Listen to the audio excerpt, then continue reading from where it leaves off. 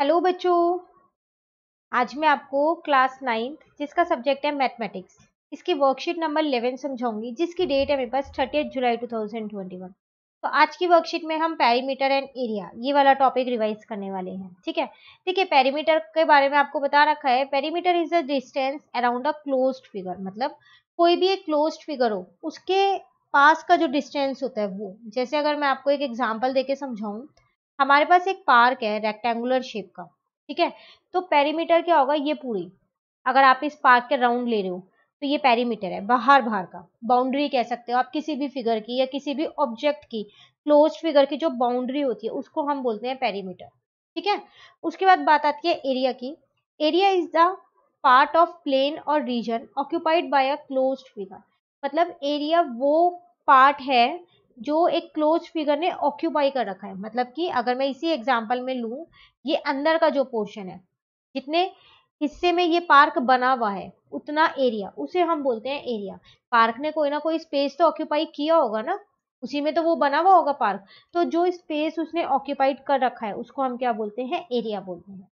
Clear हो गया। चलिए आगे आपसे यहाँ पर क्या कह रहे हैं, What do you need to find in the following situation? Write the answer as area और perimeter। देखो यहाँ पर आपको कुछ क्वेश्चंस दे रखे हैं और आपसे कह रहे हैं कि बताओ इन क्वेश्चंस में आप क्या फाइंड करोगे, एरिया निकालोगे या पेरीमीटर निकालोगे। ज्यादातर बच्चों को यही कंफ्यूजन रहती है कि क्वेश्चन में कैसे पता चलता है कि हमें एरिया निकालना है या पेरीमीटर निकालना है ना। आप में से भी शायद कुछ बच्चे ऐसे होंगे जिनको ये कंफ्यूजन रहती है ना। चलिए अब ऐसा करते हैं, उस कंफ्यूजन को आज दूर कर देते हैं। ठीक है, 4 क्वेश्चन है, चारों ही क्वेश्चन से एक बार में ही क्लियर हो जाएगा बिल्कुल। देखो फर्स्ट में आपसे यहाँ कह रहे हैं, how much space does a black board occupy, कितना स्पेस एक ब्लैक बोर्ड ने ले रखा है। देखो जब भी वो बोले ना कितना स्पेस ऑक्यूपाई कर रखा है, या फिर आपको किसी भी क्लोज फिगर के अंदर की बात कर रहा है वो, ठीक है, तो हमेशा याद रखना आपको एरिया निकालना है। और जब भी वो बाहर की बात कर रहा है, बाउंड्री बोल रहा है, ठीक है, या फिर आप कहीं पर घूम रहे हो, किसी के चारों साइड आप राउंड ले रहे हो, ठीक है, तो हमेशा आपको पेरीमीटर की बात कर रहे हो। क्लियर। तो फर्स्ट वाले में तो आपको आंसर फिल करके ही दिया है एरिया, और वैसे भी लिखा है how much space does a black board occupy, एक ब्लैक बोर्ड कितना स्पेस ले रहा है, तो मतलब उसका एरिया आपसे पूछा जा रहा है। ठीक है ना। सेकेंड में आपसे वो क्या कह रहा है, What is the length of the wire needed to fence a rectangular flower bed? देखो अब एक रेक्टेंगुलर फ्लावर बेड है, आपको उसको फेंसिंग करनी है। फेंसिंग समझते हो आप सब लोग, जो प्रोटेक्शन के लिए की जाती है।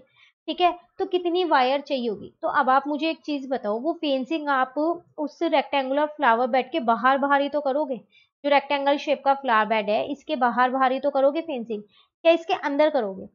सबसे पहली बात तो यही क्लियर होनी चाहिए, अंदर होगी या बाहर होगा। अगर बाहर है तो बाउंड्री और अगर अंदर है तो एरिया। तो यहाँ पर बाहर होगी ना फेंसिंग, इसका मतलब यहाँ पर हम क्या फाइंड करेंगे, पेरीमीटर फाइंड करेंगे। क्लियर। थर्ड में आपसे यहाँ पर क्या कह रहे हैं, what distance would you cover by taking 2 rounds of a triangular park. अब एक ट्रायंगुलर पार्क है, आपने उसके क्या किए, 2 चक्कर लगाए हैं। ठीक है, तो कितना डिस्टेंस आपने कवर किया वो आपसे पूछा जा रहा है। तो देखो ट्रायंगुलर पार्क है, अगर मैं यहाँ बना दूं एक ट्रायंगुलर पार्क, इसके जब आपने चक्कर लगाए होंगे तो ऐसे ही तो लगाए होंगे, यहाँ से यहाँ तक, फिर यहाँ आ गए होंगे, फिर दोबारा एक और चक्कर लगाया होगा ऐसे जाके। तो आप बाहर बाहर की तो बात कर रहे हो, अंदर तो आपने इसके यहाँ ट्रायंगुलर के पार्क के अंदर जो है उसका तो कुछ भी नहीं किया ना। इसका मतलब यहाँ भी आप पेरीमीटर ही फाइंड कर रहे हो। क्लियर। उसके बाद आपसे नेक्स्ट में कह रहे हैं, how much plastic sheet do you need to cover rectangular swimming pool. आपको एक रेक्टेंगुलर स्विमिंग पूल को कवर करना है, तो बताओ कितनी प्लास्टिक शीट आपको चाहिएगी। तो जितना उस रेक्टेंगुलर स्विमिंग पूल का एरिया होगा, जितने एरिया में वो बना हुआ होगा उतनी ही तो शीट चाहिएगी। चाहिएगी नहीं चाहिएगी। छोटा होगा स्विमिंग पूल तो कम शीट चाहिए होगी, और बड़ा होगा तो ज्यादा चाहिए होगी। इसका मतलब उसने जितना एरिया ऑक्यूपाई कर रखा है उस पर डिपेंड करता है कि हमें कितनी शीट चाहिए होगी, है ना। तो इसका मतलब हम यहाँ किसकी बात कर रहे हैं, एरिया की बात कर रहे हैं। क्लियर हुआ। अब तो कहीं डाउट नहीं है एरिया और पेरीमीटर के बीच में। तो अब कोई क्वेश्चन आया तो आप खुद से देख सकते हो कि उसमें एरिया निकालना है या पेरीमीटर निकालना है। ठीक है, चलिए अब एरिया और पेरीमीटर तो क्लियर हो गया है। अब यहाँ पर उससे रिलेटेड कुछ फॉर्मुलेज जान लेते हैं। Let's revise. यहाँ पर आपको क्या रिवाइज करवा रहा है ये, perimeter and area of some plane figures. कुछ फिगर के एरिया और पेरीमीटर होते हैं, बिल्कुल होते हैं, है ना। क्या, जैसे एरिया ऑफ रेक्टेंगल सबको याद होगा, लेंथ इंटू ब्रेथ, एकदम आप लोगों के माइंड में भी आ गया होगा कि एल इंटू बी होता है।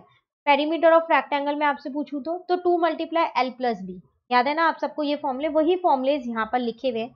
और उनके साथ साथ क्या किया गया है, एक एक क्वेश्चन आपको दिया गया है, ताकि साथ साथ आपको ये बताया जाए कि इन फॉर्मूलेज को अप्लाई कैसे किया जाता है क्वेश्चंस में। ठीक है, जैसे कि देखो आपको यहाँ पर एक ये रेक्टेंगल बना के दिया है जिसकी लेंथ और ब्रेथ आपको दे दी है 3 और 5।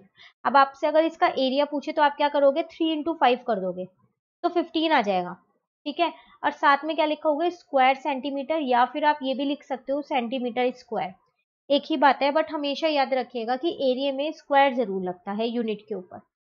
ठीक है, याद होगा आपको, मैंने लास्ट लास्ट ईयर, अच्छा वो लास्ट टाइम वाले बच्चों के लिए था। ठीक है ठीक है, 8th क्लास का शायद में भी आपको याद ना हो, चलो कोई बात नहीं, हम यहाँ पर दोबारा सीख लेते हैं। सेंटीमीटर स्क्वायर, स्क्वायर जरूर लगेगा एरिया के अंदर। ठीक है, क्या फिर पेरीमीटर में भी लगेगा, नहीं, पेरीमीटर में सिर्फ सेंटीमीटर लगेगा। ठीक है, जैसे कि यहाँ पर है 2 मल्टीप्लाई एल प्लस बी, तो एल भी पता है और बी भी पता है, तो दोनों ही यहाँ लिख देते हैं 2 मल्टीप्लाई एल प्लस बी, तो 5 प्लस 3 8 हो जाएगा, और 8 को 2 से मल्टीप्लाई किया तो 16 आ जाएगा, लेकिन सिर्फ सेंटीमीटर आएगा, स्क्वायर नहीं लगेगा। क्लियर है। उसके बाद बात आती है यहाँ पर एरिया ऑफ स्क्वायर की। तो स्क्वायर तो वो होता है ना जिसकी सारी साइड सेम होती है, एरिया ऑफ स्क्वायर होता क्या है, साइड इंटू साइड। अब पेरीमीटर ऑफ स्क्वायर का फॉर्मूला मैं आपसे पूछूं तो वो क्या होता है, 4 इंटू साइड। फॉर्मूले अगर आपको याद है तो चैप्टर बहुत आसान है। ठीक है, तो साइड इंटू साइड यहाँ आ गया, 4 इंटू साइड ये आ गया, फॉर्मूले याद हो गए।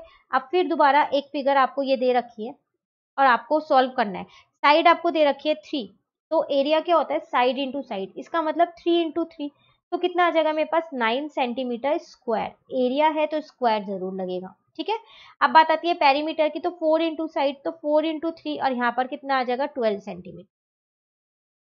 क्लियर, रेक्टेंगल और स्क्वायर दोनों क्लियर हो गए। चलिए अब हम आते हैं किस पे, ट्राइंगल पे। तो एरिया ऑफ ट्राइंगल का फॉर्मूला क्या होता है, हाफ बेस इंटू हाइट। ठीक है, ये फॉर्मूला राइट एंगल ट्राइंगल में लगता है, हमेशा याद रखना, हाफ बेस इंटू हाइट का फॉर्मूला राइट एंगल ट्राइंगल में लगता है। अब आप सोच रहे होंगे तो फिर जो नॉर्मल ट्राइंगल होते हैं, मतलब कि जो राइट एंगल ट्राइंगल के अलावा ट्राइंगल होते हैं, उनका एरिया कैसे निकालते हैं। आ रहा है कई बच्चों के माइंड में ये क्वेश्चन, तो बिल्कुल सही आ रहा है। उनका एरिया हम निकालते हैं हीरोन्स फॉर्मूले से, जो कि आप इस बार 9th में पढ़ने वाले हो, चैप्टर नंबर 12 है आपके पास, हीरोन्स फॉर्मूला। उसमें हम जानेंगे कि जो और ट्राइंगल्स होते हैं उनका एरिया हम हीरोन्स फॉर्मूले की हेल्प से कैसे निकालते हैं। क्लियर है, तो फिलहाल के लिए अभी हम यही वाला एरिया ऑफ ट्रायंगल जान लेते हैं, हाफ बेस इनटू हाइट वाला, जिसमें आपको बेस भी पता होता है। जैसे कि अगर यहाँ पर देखा जाए तो बेस कितना है, 4 है, और हाइट भी आपको पता है, हाइट कितनी है इस ट्रायंगल की, 3 है। तो बस फॉर्मूले में पुट कर दिया, बेस की जगह 4 और हाइट की जगह 3 रखा, इंटू किया और डिवाइड किया, मेरा आंसर निकल के आ गया। एरिया था तो मैंने लास्ट में यूनिट पे स्क्वायर लगा दिया। क्लियर ना। अब पेरीमीटर ऑफ ट्रायंगल की बात करें तो वो सभी ट्रायंगल के लिए ऑलमोस्ट सेम होता है, sum of the measure of all 3 sides. हाँ, आप ये कह सकते हो कि इक्विलेटरल ट्रायंगल का फॉर्मूला होता है 3 मल्टीप्लाई ए पेरीमीटर, लेकिन अगर आप उसमें सम ऑफ वो ऑल साइड लगाओगे तब भी वही आंसर आएगा, और 3 मल्टीप्लाई ए करोगे तब भी वही आंसर आएगा, दोनों से सेम ही आने वाला है। ठीक है, तो पेरीमीटर ऑफ ट्रायंगल यहाँ पर क्या हो जाएगा, सम ऑफ मेजर ऑफ 3 साइड्स। तो तीनों साइड आपको दे रखे हैं, कितनी कितनी दे रखे हैं यहाँ पर, 3 5 और 4 दे रखे हैं ना, तो बस वही तीनों लिख दी और उनको प्लस कर दिया, तो आपका पेरीमीटर ऑफ ट्रायंगल निकल के आ गया। क्लियर हो गया यहाँ तक, कहीं पर भी डाउट तो नहीं है, बहुत आसान था यहाँ तक का कंसेप्ट, सिर्फ फॉर्मुलेज याद होने चाहिए आपको। चलिए अब आते हैं हम जो हमें खुद से क्वेश्चन करने हैं, वैसे तो ज्यादा दिख नहीं रहे हैं क्वेश्चन, 3 ही क्वेश्चन दिख रहे हैं।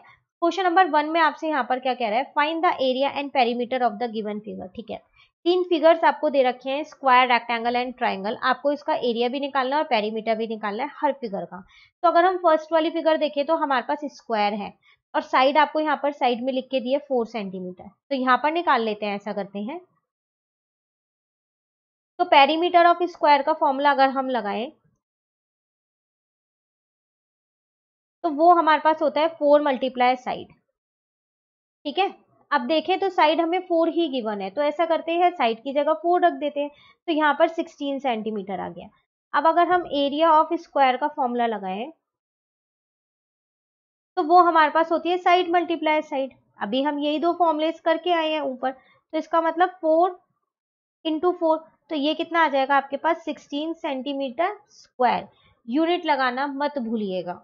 ठीक है, तो यहाँ पर पेरीमीटर का कितना आ गया, 4 4 जा 16, तो 16 सेंटीमीटर, और एरिया कितना आ गया, वो भी आपके पास 16 ही आया। पर आपको ऐसे पूरा सॉल्व करके करना है अपनी कॉपी में, ताकि एग्जाम टाइम पे आपको रिवीजन के लिए आसानी रहे। ठीक है, चलिए अब बात करते हैं रेक्टेंगल की सॉरी तो रेक्टेंगल में पेरीमीटर और एरिया निकालना है। लेंथ आपको 3 दे रखी है और ब्रेथ आपको 2 दे रखी है। चलिए यहाँ कर लेते हैं इसको। इसकी लेंथ मुझे कितनी दे रखी है 3 सेंटीमीटर और इसकी ब्रेथ मुझे कितनी दे रखी है 2 सेंटीमीटर। सबसे पहले हम बात करते हैं पेरीमीटर की। तो पेरीमीटर ऑफ रेक्टेंगल मेरे पास क्या होता है, वो होता है मेरे पास 2 मल्टीप्लाई एल प्लस बी। ठीक है ना, तो 2 मल्टीप्लाई एल की वैल्यू है 3 और बी की वैल्यू है 2, तो यहाँ पर आ जाएगा 2 मल्टीप्लाई 5, 3 प्लस 2 5 होता है। तो यहाँ पर कितना आ जाएगा आपके पास 10 सेंटीमीटर। स्क्वायर नहीं आएगा क्योंकि अभी हमने एरिया नहीं निकाला, एरिया अब हम निकाल रहे हैं। एरिया ऑफ रेक्टेंगल हमारे पास क्या होता है, वो हमारे पास होता है एल इंटू में बी, लेंथ इंटू में ब्रेथ। ठीक है, तो लेंथ है मेरे पास 3 और ब्रेथ है मेरे पास 2, तो 3 2 जा कितना हो जाएगा 6 और सेंटीमीटर स्क्वायर। यूनिट लगानी बहुत जरूरी है। तो पेरीमीटर कितना निकल के आया हमारे पास 10 सेंटीमीटर। ठीक है, और एरिया कितना निकल के आया 6 सेंटीमीटर स्क्वायर। क्लियर। चलिए अब बात करते हैं ट्राइंगल की। तो ट्राइंगल का भी आपको पेरीमीटर और एरिया निकालना है। पहले फॉर्मूले लिख लेते हैं फिर मेजरमेंट्स देख लेंगे यहाँ पर। ठीक है ना, तो थर्ड वाला अगर हम देखें तो पेरीमीटर ऑफ ट्राइंगल का फॉर्मूला मेरे पास क्या होता है, वो होता है मेरे पास सम ऑफ ऑल साइड्स। तो एक ट्राइंगल में 3 साइड होती हैं, तो तीनों साइड को प्लस कर दूंगी तो मेरे पास आ जाएगा। तो सम ऑफ ऑल साइड में अगर हम यहाँ देखें तो 3 साइड कौन कौन सी है, एक 5 है, एक 5 है और एक 6 है।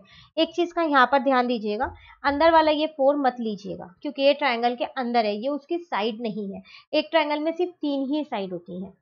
ठीक है, तो 5 5 6 है, तो यहाँ पर लिख देते हैं 5 प्लस 5 प्लस 6, तो 10 प्लस 6 कितना आ जाएगा 16। डायरेक्ट लिख देती हूँ, ठीक है ना, 16 सेंटीमीटर आ गया। ठीक है, अब बात करते हैं हम एरिया की। तो एरिया ऑफ ट्राइंगल हमारे पास क्या होता है, वो हमारे पास होता है half into base into height. Right angle triangle में यही फॉर्मूला लगता है। ये राइट एंगल ट्राइंगल है, ये रहा 90 डिग्री। तो बेस अगर देखा जाए तो हमें 6 गिवन है और हाइट हमें देखी जाए तो 4 गिवन है। दोनों ही चीज हमको यहाँ पर क्वेश्चन में गिवन है। तो हाफ बेस हमारे को 6 गिवन है, हाइट हमें 4 गिवन है। इसको मैंने इससे कट कर दिया 2 पर। एक छोटी सी चीज यहाँ पर, आप 2 से 6 को भी कट कर सकते थे, मैंने 4 को कट किया। ऐसा जरूरी नहीं है आप भी 4 को ही कट करो, किसी को भी कट कर दो, आंसर तो दोनों से ही सेम आने वाला है। ठीक है, तो 12 सेंटीमीटर स्क्वायर आपका एरिया आ गया। तो एरिया की जगह मैंने 12 सेंटीमीटर स्क्वायर रख दिया और यहाँ पर 16 सेंटीमीटर। क्लियर। क्वेश्चन नंबर 1 था ना आसान, सिर्फ फॉर्मुलेज याद होने चाहिए थे, वैल्यूज पुट करना है और कुछ नहीं करना। चलिए अब आते हैं क्वेश्चन नंबर 2 पे। यहाँ पर आपसे क्या कह रहे हैं, find the area of square park whose perimeter is 320।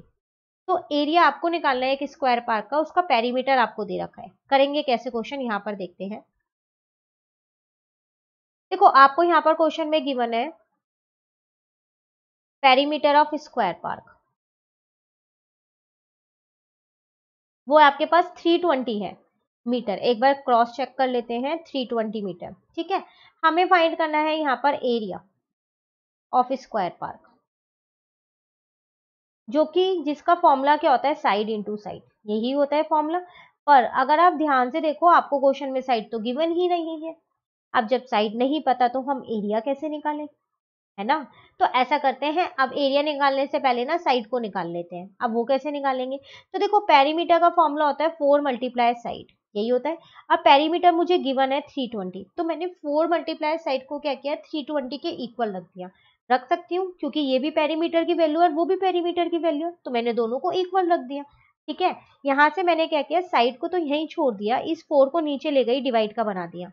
अब 4 की टेबल में 32 8 पे आता है, 4 8 जा 32, तो मैंने इसे कट किया तो 80 आ गया। इसका मतलब मेरे पास साइड निकल के आ गई कितनी, 80 मीटर। क्लियर है यहाँ तक। अब जब साइड निकल गई है तो फिर आप एरिया में पुट कर दो उसके फॉर्मूले में 80 इंटू 80, तो 8 8 जा 64 और ये 2 जीरो ऐसी लग गई। ठीक है, और मीटर स्क्वायर क्योंकि अब हमने एरिया निकाला है। क्लियर। क्वेश्चन नंबर 2, कहीं पर डाउट तो नहीं है, क्वेश्चन में डाउट हो तो कमेंट करके आप मुझसे पूछ लीजिएगा। ठीक है, अब आ गए हम क्वेश्चन नंबर 3 पे। तो 3 क्वेश्चन से पहले होमवर्क क्वेश्चन छोटा सा, जो आप मुझे कमेंट करके जरूर बताते हो, है ना। चलो क्या दें आज आपको होमवर्क में, ये सोचा जाता है। कोई सा एरिया ही निकालने को दे दूं आपको मैं, किसका दूं। चलो ऐसा करते हैं, आसान सा देते हैं। ठीक है, area of square he find करना। ठीक है ना, अब मैं भी आपको इसका पेरीमीटर ही दे रही हूँ, जिसका पेरीमीटर आपको दे रखा है यहाँ पर 160। ठीक है, अब आप मुझे बताना एरिया ऑफ स्क्वायर आया कितना। जल्दी से साइड निकालो और उसके बाद एरिया ऑफ स्क्वायर निकालो, उसके बाद जल्दी से कमेंट करके बताओ कि क्या आंसर आया। ठीक है, कमेंट जब आप कर रहे होंगे तो अगर आपको ये वीडियो अच्छी लगी तो आप उसको लाइक भी कर दीजिएगा साथ साथ। ठीक है, वीडियो अभी खत्म नहीं हुई है, क्यों? क्योंकि वर्कशीट अभी खत्म नहीं हुई है, एक क्वेश्चन रह रहा है अभी हमारा करने से, है ना। तो कमेंट करके ये मत सोचिएगा कि वर्कशीट खत्म हो गई है, चलो नहीं, क्वेश्चन 3 अभी रह रहा है हमारे पास। चलो अब कर लेते हैं क्वेश्चन 3 भी। तो क्या कह रहे हैं यहाँ पर आपसे क्वेश्चन में, find the breadth of a rectangular plot of land if its area is 440 metre square and the length is 22 metre. देखो यहाँ पर आपको ब्रेथ फाइंड आउट करनी है, एरिया आपको पहले से ही गिवन है और साथ साथ आपको लेंथ भी गिवन है। कोई बात नहीं, ब्रेथ ही तो फाइंड करनी है, हम कर लेंगे। एरिया गिवन है तो एरिया का ही फॉर्मूला लगाएंगे। तो देखो यहाँ पर मैं लिखती हूँ area of rectangular park is equal to L into B, यही होता है ना एरिया का फॉर्मूला। अब एरिया मुझे यहाँ पर 440 गिवन है तो मैंने एरिया के नीचे एरिया लिख दिया, ठीक है। और लेंथ मुझे 22 गिवन है तो मैंने यहाँ 22 लिख दिया, और ये ब्रेथ ऐसी है। अब मुझे ब्रेथ तो फाइंड ही करनी है, तो ऐसा करते हैं, इस 22 को यहाँ नीचे ले आते हैं, डिवाइड का बना देते हैं, तो ये इससे कट होगा तो 20 आएगा, क्योंकि 22 के टेबल में 20 पे ही 440 आता है। क्लियर है यहाँ तक? तो इसका मतलब जो आपको फाइंड करना था वो आपको मिल चुका है। कितना मिला? 20। बट ये इनकम्प्लीट है, क्यों? क्योंकि अभी यूनिट आपने नहीं लगाई है, तो यूनिट है हमारे पास मीटर। क्लियर? तो ये था आपके पास क्वेश्चन नंबर कौन सा है? 3, जो कि हमारा कंप्लीट हो गया। इसी के साथ ये हमारी आसान सी वर्कशीट जो फॉर्मूले पे बेस्ड थी वो भी कंप्लीट हो गई। होमवर्क क्वेश्चन का आंसर देना मत भूलिएगा, कमेंट करके मुझे आंसर जरूर बताइएगा कि एरिया ऑफ स्क्वायर क्या आया, यूनिट के साथ बताइएगा। ठीक है, तो इसी के साथ वर्कशीट कंप्लीट होती है। नेक्स्ट वर्कशीट कब करेंगे? अब हम अपनी नेक्स्ट वीडियो में करेंगे। तो अगर आपको ये वीडियो अच्छी लगी तो आप इसको लाइक जरूर कीजिएगा और मेरे चैनल को सब्सक्राइब कीजिए। Thank you.